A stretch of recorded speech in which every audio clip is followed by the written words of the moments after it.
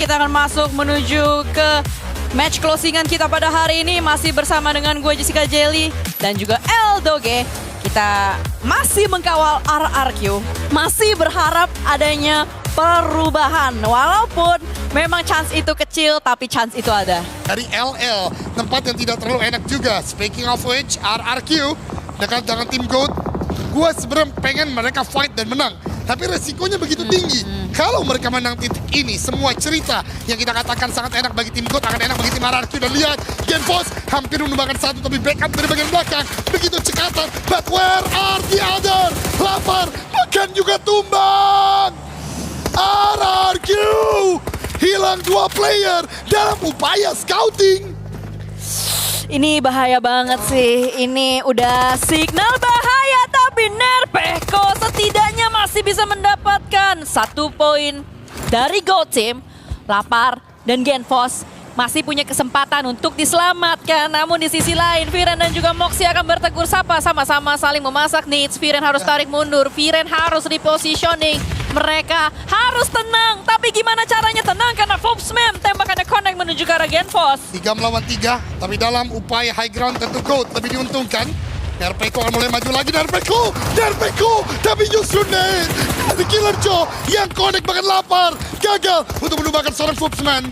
Ini berat sekali bagi RRQ, tapi gue percaya mereka bisa. Ayo, Nate dilempar, Virennya tumbang, hanya seorang diri. Dan akhirnya lapar juga pulang di tangan GOAT Team. Mau untuk breakthrough juga, tapi balik lagi pembahasan dari Jelly tadi. Mentality dari GOAT sudah sangat matang, tapi kita lihat Moxie kali ini berusaha bergerak. Nah, ini kejadian yang sama dengan Genfos tadi. Bergerak, no backup at all, mudah saja bagi Flash dapatkan 1, tapi Wendy dibalaskan oleh Killer Joe. Aktor antagonis kita satu hari ini menumbangkan RRQ, mendapatkan 1 dari tim Flash, membuat Top Z menjadi last man standing. Ini juga berat ya untuk tim Flash, walaupun tadi mereka sudah mengunci 1 winner-winner chicken dinner, ternyata untuk bermain konsisten di panggung dunia sesulit itu. Walaupun mereka juga pernah menjadi champions regional, di saya mereka masih susah untuk bisa beradaptasi.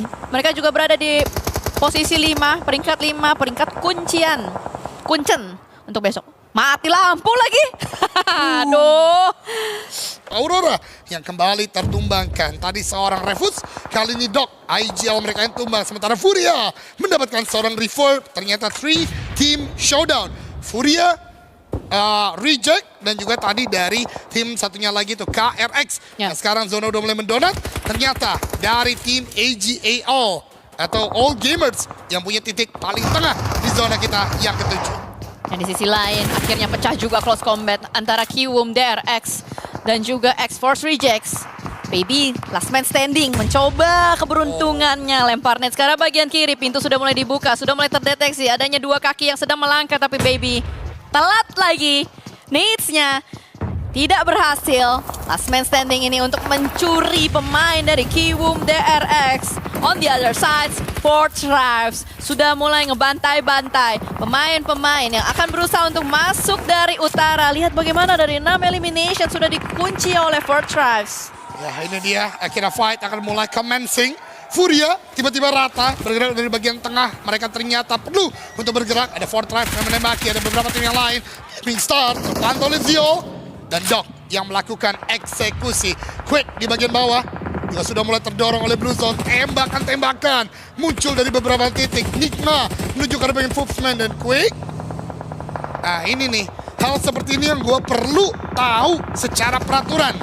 Membakar diri sendiri, Al-Ula pulang ke lobby. GOAT juga 1 player sudah mulai dipulangkan, bahkan rata tidak bisa turun dari bagian bukitnya.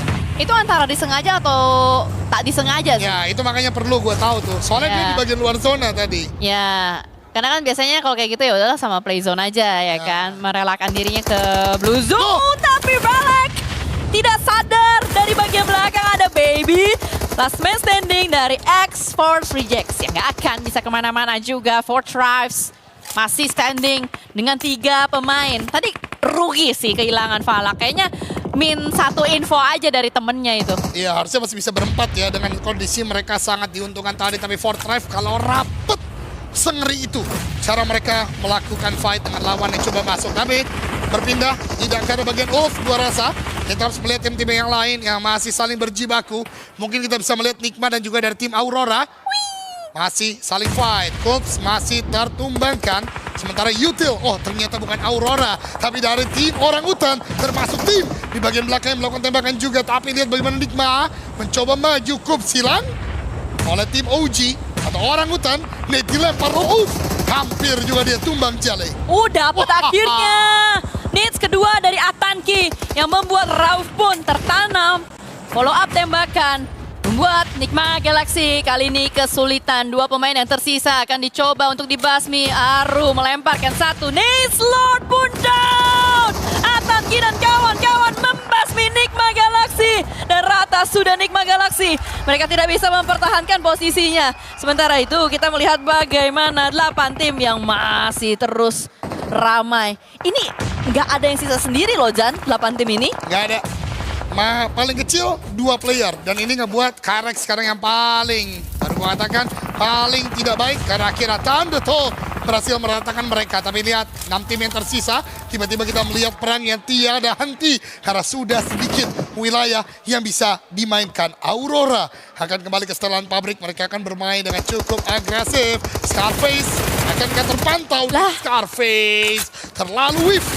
Tembakannya ngetilt sedikit dan menjadi masalah. 4 eliminasi masuk ke tangan Aurora. Tadi di pikiran gue yang vaulting gak bakal rata loh. Ya bener. Ya kan? Loh kok malah yang vaulting yang bisa dapetin si siapa, Scarface? Scarface. Ya tapi let's see. Kalse menjadi last man standing dari Ulf Esports. Sedang bersembunyi. Di sisi lain T24 dan juga temannya terus menghujani peluru pemain-pemain yang terlihat di depan sana.